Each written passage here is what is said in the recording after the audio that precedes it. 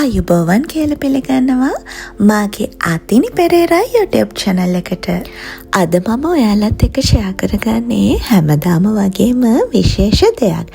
අපි පෝලන්ඩ් ගියපු ඒ ගමනේ විශේෂිත අවස්ථා කිහිපයක් තමයි අද vlog එකෙන් මම ඔයාලත් එක්ක share කරගන්නේ. අපි දැන් මේ එයාපෝට් එකට යන ගමන් ඉන්නේ. අපි එදා අපේ ෆ්ලයිට් එක පාන්දර තිබ්බ හින්දා තමයි ටැක්සි එකක් යූස් කරේ. නැත්තම් මෙහෙ තියෙන බස් කීපයක් තියෙනවා ඩිරෙක්ට් එයාපෝට් එකට යන. ඒවා යූස් කරන්න පුළුවන්. අපි ටිකක් කලින් ආවා, වෙලාවක් තියෙනවා සහ අපිට දැන් බඩගිනිත් හින්දා උදේට මොන හරි කාලා යනවා කියලා හිතුවා. මේ යුරෝපයේ වැසියන්ට තියෙන තවත් එක වාසියක්.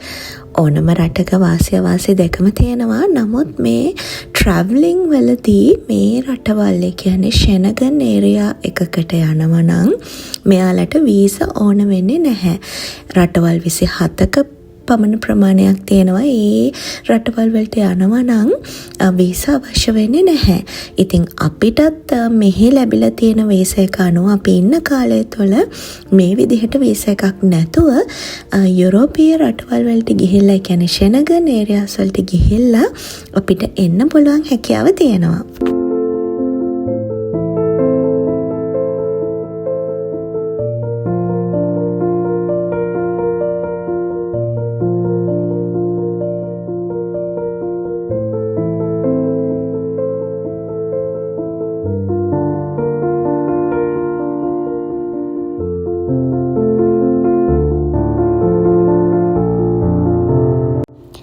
අපි මේ ගමනට ෆ්ලයිට් එක විදිහට තෝරගත්තේ රයන්එයා එක.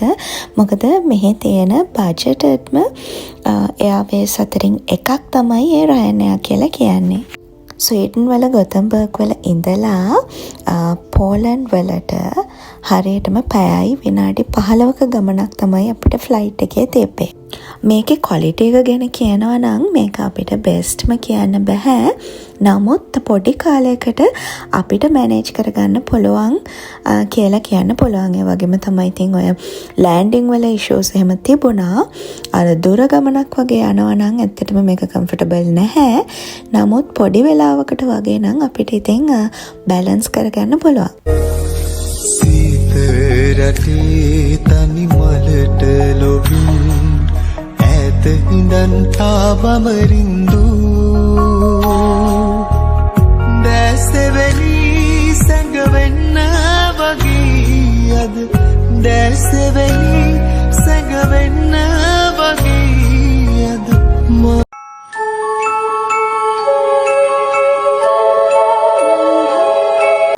පැය 1 විනාඩි 15ක ෆ්ලයිට් එකක් කියලා තිබුණාට ඊට කලින් අපිට පෝලන්ඩ් වලට ලෑන්ඩ් කරන්න පුළුවන් වුණා. අපි ආවේ පෝලන්ඩ් වල ගඩාන්ස් කියන සිටි එකට.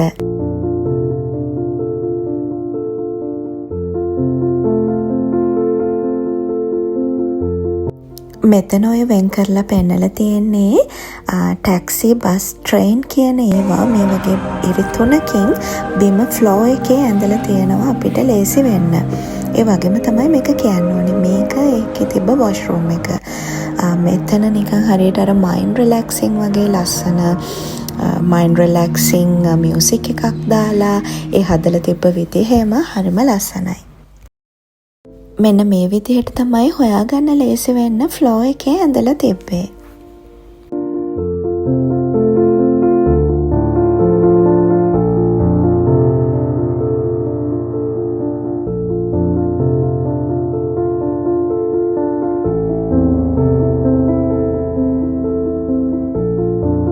මෙතන ට්‍රේන්, බස් ඒවා ඩිස්ප්ලේ කරලා තියෙනවා.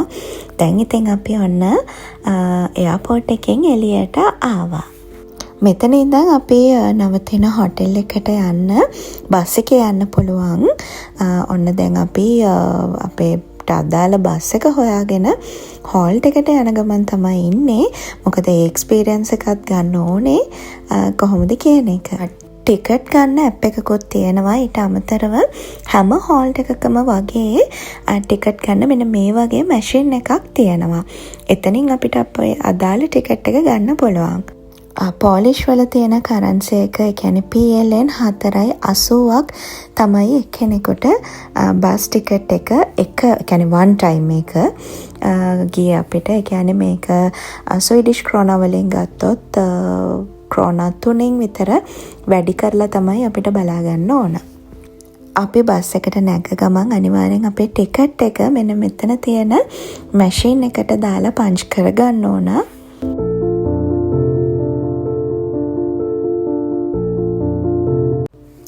ඊට පස්සේ අපි හොටෙල් එකට යද්දී අපිට හොඳ බ්‍රෙක්ෆාස්ට් එකක් ඇරේන්ජ් කරලා තිබුණා.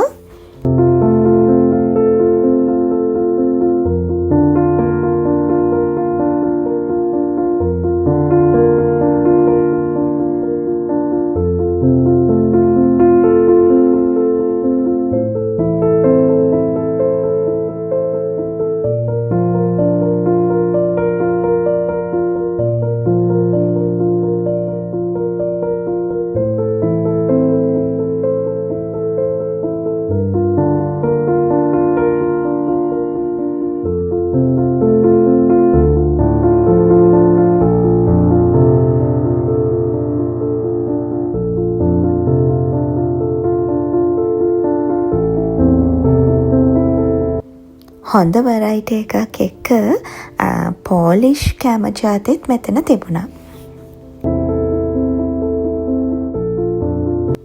මෙන්න මේ පොඩි බන් එක එහෙම මම ෆස්ට් ටයිම් try කරේ. ඒක හරිම රසයි.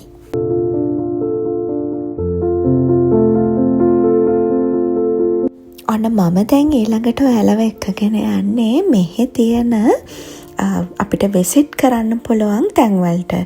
මේ සිටි එක ඓතිහාසික වටිනාකමක් තියෙන සිටි එකක්. මුලින්ම මම ඔයාලව එක්කගෙන යන්නේ මාත් හරි ආසාවෙන් මටත් මුලින්ම බලන්න ඕනේ වෙච්ච හරිම ෆෙයාරි ටේල් වයිබ් එකක් තියෙන ලස්සන තැනකට. එතනට ගියාම බලන්නකො මං කියෝ එක හරි නේද කියලා. මෙන්න මේ තියෙන්නේ මං ඒ කියපු ලස්සන තැන. මේකට කියන්නේ ගඩහන්ස්ක් බ්‍රෙඩ් බ්‍රිජ් එක කියලා. මේක මෙහි තියෙන මොට්ලාවා රිවර් කියන එක හරහා තමයි පිටලා තියෙන්නේ. ඒ වගේම ගඩහන්ස්ක් වල ඕල්ඩ් ටවුන් එකටත් මේක කනෙක්ට් වෙලා තියෙනවා. මේ බ්‍රෙඩ් බ්‍රිජ් කියන නම අතීතයේදී, ඒ කියන්නේ මේ ඒරියා එකේ වෙළඳාම හා සම්බන්ධව තමයි ඒක සනිටුහන් කරලා තියෙන්නේ. නමුත් ඒක වර්තමානය වෙන විට කපල්ස් ගොඩක් ඔය දැන් මම මේ පෙන්නන්නේ පොඩි ඉබ්බෝ දාලා නම් දෙක සමහරු ගහලා මෙතන එල්ලලා තියෙනවා. වර්තමානයේදී මේක මේ කපල්ස් වල ගොඩක් ෆේමස් තැනක් බවට පත් වෙලා තියෙනවා මෙතන. කපල්ස් ගොඩක් මෙතනට එන තමන්ගේ ආදරය සිම්බල් කරගෙන තමයි මෙතන මේ ලොක් එකක් දාලම කියලා අපිට දැනගන්න හම්බුනේ. මම මුලින් කිව්වේ මෙතන හරි ලස්සනයි කියලා. ඇත්තටම ෆෙයාරි ටේල් වයිබ් එකක් තිබ්බ තැනක් කියලා කියන්න පුළුවන්. මෙහි විසිට් එකක් එනවා නම් මෙතන බලන්න ඕන තැනක් කියලා තමයි මට නම් හිතෙන්නේ.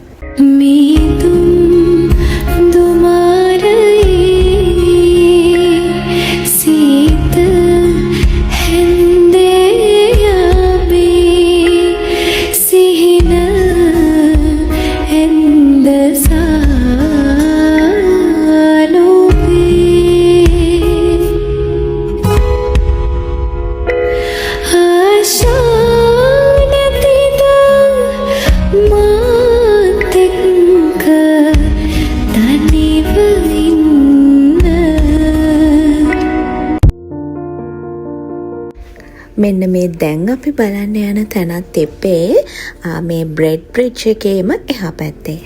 මේ මෙතන ඇඳලා තියෙන ආර්ට් එකක් වගේ එකක් ඔයාලට පේනව නේද? හරියට නිකන් මැප් එකක් වගේ. මං දැන් කියන්නම් මොකද්ද ඒ කියලා. මේ දැන් ඔය දැක්ක පිළිමේ තියෙන්නේ අනේ ජෑන් කියන කෙනා මෙහි හිටපු ශ්‍රේෂ්ඨ පුද්ගලයෙක් කියලා තමයි අපිට දැනගන්නට හම්බ වුණේ. පේනව නේද? එයා ඒ දිහා බලාගෙන ඉන්නවා. එයා තාරකා විද්‍යාඥයෙක්. අපි හිතන්නේ මේක මම හරියටම හැබැයි දන්නේ නැහැ. නමුත් මට හම්බෙච්ච විස්තර අනුව මෙයා තාරකා විද්‍යාඥයෙක් හින්දා තමයි ඒ විදිහට ඒක සනිටුහන් කරමින් එතන හදලා තියෙන්නේ. ඊළඟට අපි යමු මෙහි තියෙන ඕල්ඩ් ටවුන් එක කියලා කියන පැත්ත බලන්න. ඇත්තටම මේක හරි ලස්සන අමුතුම කෝසි වයිබ් එකක් තමයි තිබුණේ. දැන් ඔය පේනවා ඇති ඔය ෂොප්ස් වල උනත් ලස්සන මල් වලින් සරසලා හරිම අමුතුයි. කියන්නේ පරණ ගතිය තිබුණට ඒ පරණ ගතියනොත් තියෙන අමුතුම ලස්සනක්. ඒ ටවුන් එකේ තිබ්බ ලස්සන මම තවත් පෙන්නන්නම් ඔයාලට.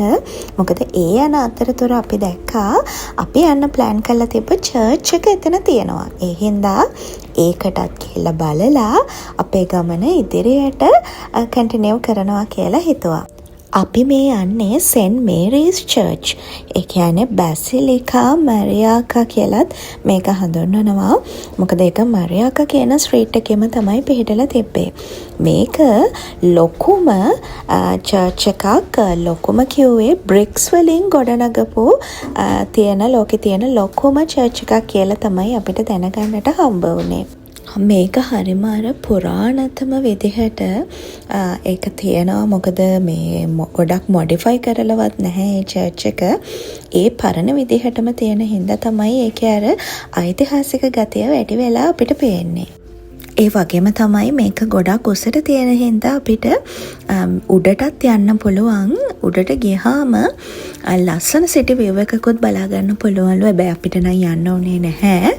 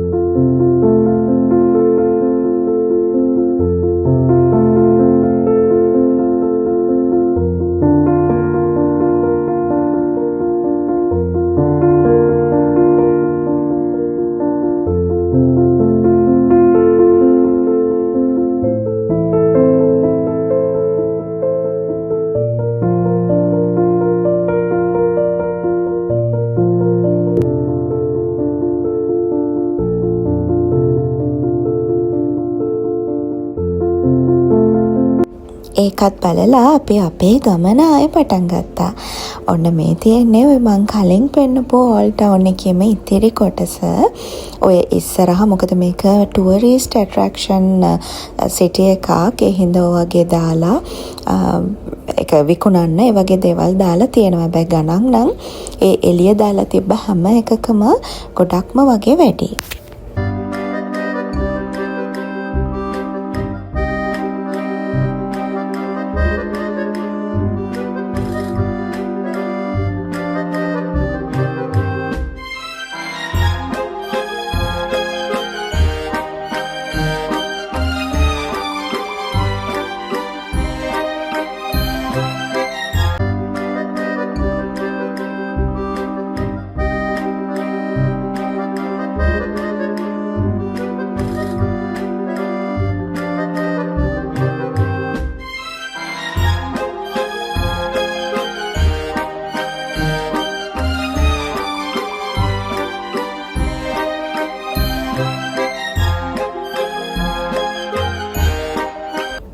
මේ සිටි එකේ ගොඩක් ෆේරි ටේල් වයිබ් එක තියෙනවා. මොකද රෙස්ටෝරන්ට් එකක් ගත්තත් කැෆේ එකක් ගත්තත් මේ වගේ හරි ලස්සනට මල් වලින් සරසලා තියෙනවා. මොකද අපි අනිත් ගොඩක් වෙලාවට දැන් මෙහෙ ගත්තත් මල් වලින් මේ විදිහට සරසලා තියෙනවා වැඩිපුරම දකින්න පුළුවන් සම කාලෙදී. නමුත් මේ කාලෙදී වුණත් බලන්නකෝ ඒ රෙස්ටෝරන්ට් කොච්චර ලස්සනද කියලා. මේ ඕල් ටවුන් එක, එතකොට අර මං කියපු මරියාකා කියන ස්ට්‍රීට් එක, මේ හැම එකම හරිය ළඟම තමයි තිබුණේ. මේවා කොච්චර පරණ පාට වුණත් ඉතින් හරිම අමුතු ලස්සනක් තියෙනවා නේද? අවුව පායලා තියෙන දවස් වලට ඒ ලස්සන වැඩියෙන් පේනවා කියලා තමයි මට හිතෙන්නේ. මොකද එදා අපි ගියපුම දවසේ හොඳ අවුවක් තිබ්බා. එදා සෙල්සියස් 17ට විතර ගියා. මෙන්න මේ තියෙන්නේ අර මං කියපු මොට්ලාවා කියන රිවර් එක. හිමින් සැරේ ඇවිත් නොයා මගේ කනට කුඳුරලා ගියා. ඔයා මගේ වෙන කාගේවත් නොවේ කියා. සිතින් අනේ පතන්නේ මායත් මගේ. එදා ගොඩාක් කට්ටිය මෙහෙ බලන්න ආපු අයත් හිටියා. මොකද මම දැකපු දෙයක් තමයි මෙහෙ කියන්නේ ස්වීඩන් වල ගොඩක් අඩුවෙන් තමයි ඇත්තටම දැකලා නැති තරම් ටුවරිස්ට් ගයිඩ්ලා එහෙම. නමුත් මෙහෙ අපිට ගොඩාක් බලා ගන්න පුළුවන් වුණා ටුවරිස්ට් ගයිඩ්ස්ලා ඒගොල්ලෝගේ කට්ටියව එක්කගෙන ගිහිල්ලා පෙන්නනවා. ඔන්න දැන් මේ අපි යන්න හදන්නේ අර මං කියපු මරියාකා සිටි එකේ අනිත් පැත්තට.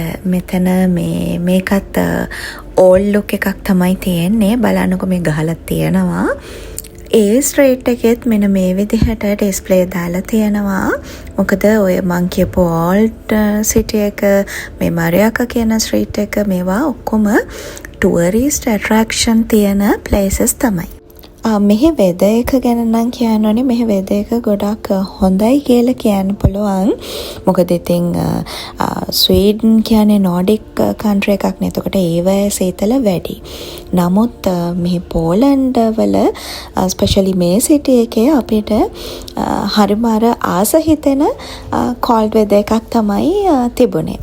ඒ බිල්ඩින්ග්ස් වලට ගාලා තියෙන පාටත් එක්ක මං හිතන්නේ මේ සිටි එකේ ඒ තියෙන පරණ ඒ විදිහ සහ ඒ පාට වලින් එකතු වෙලා තියෙන ඒ ලස්සනත් එක්ක තමයි හරිම ලස්සනට මේ දේවල් පේන්නේ කියලා මට නම් හිතුණා.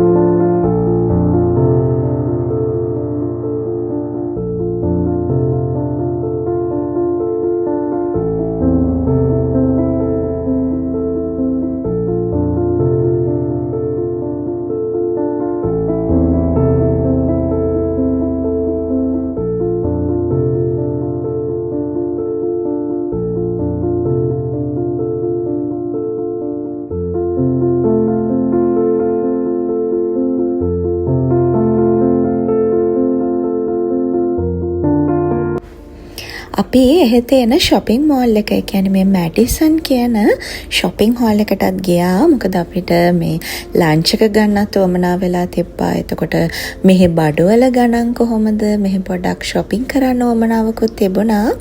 මේක ගොඩාක් ලොකු shopping mall එකක්. මෙහෙටම ආවේනික වෙච්ච කෑම ජාති තියෙනවා. ඉතින් අපි හිතුවා ඒවා try කරන්න ඕනේ කියලා. මෙහෙ තියෙනවා මෙහෙටම ආවේනික වෙච්ච ඩම්ප්ලින්ග්ස්. අන්න ඒව කන්න තමයි ඔන්න මම නම් කලින්ම ප්ලෑන් කරගෙන යන්නේ. මේ තියෙන්නේ මේ ඒ හම්බෙච්ච ඩම්ප්ලින්ග්ස්. ඒවා මීට් වලිනුත් තියෙනවා. නමුත් එදා එතන චිකන් නම් තිබුණ නැහැ. අනිත් මීට් ඒවා තමයි තිබ්බේ. ඉතින් මම ගත්තේ පොටැටෝයි චීසුයි දාපු එක. ඒක නම් පුදුමම රහකයකට. ඒක කෑවොත් එකපාරක් ඇඩික්ට් වෙනවා. මොකද මාත් කීප පාරක්ම මේවා කෑවා. එතනේ තියෙන සැලඩ් එකත් හරිම රසයි. මේක නම් මේ මම කප් එක නෙමෙයි, මේ හස්බන්ඩ් එදා ලන්ච් එකට ගත්ත එක.